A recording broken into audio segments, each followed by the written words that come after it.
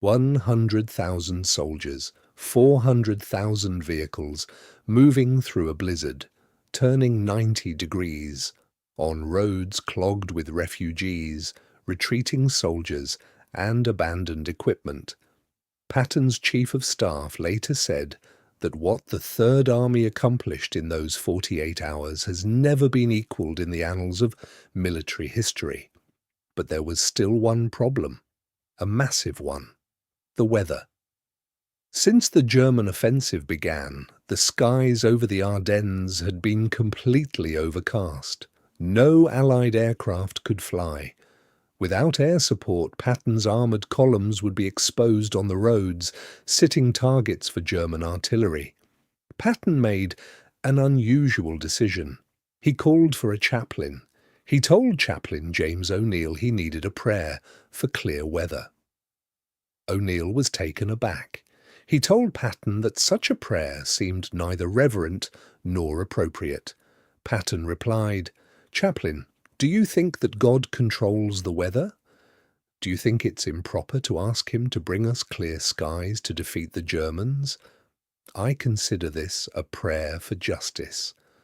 The chaplain wrote the prayer.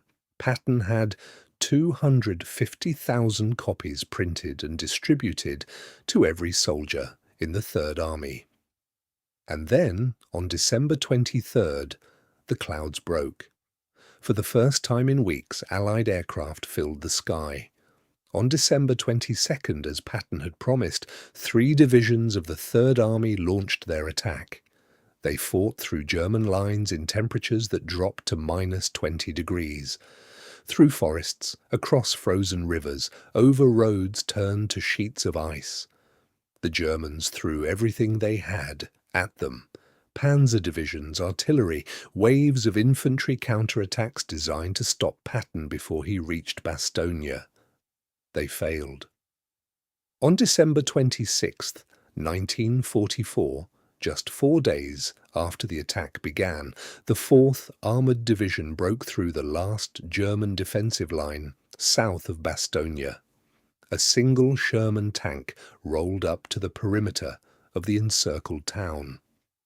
The commander of the 101st Airborne came out to meet them. A soldier asked how he was doing. He said, "Gee, I am mighty glad to see you." The siege of Bastogne was broken. The Battle of the Bulge, Hitler's last desperate gamble, had failed. The German offensive ground to a halt. The Wehrmacht never recovered from the losses. 5 months later, Germany surrendered. What Patton did in December 1944 is studied in military academies to this day, not just because of the speed, not because of the logistics, but because of what it reveals about leadership under pressure.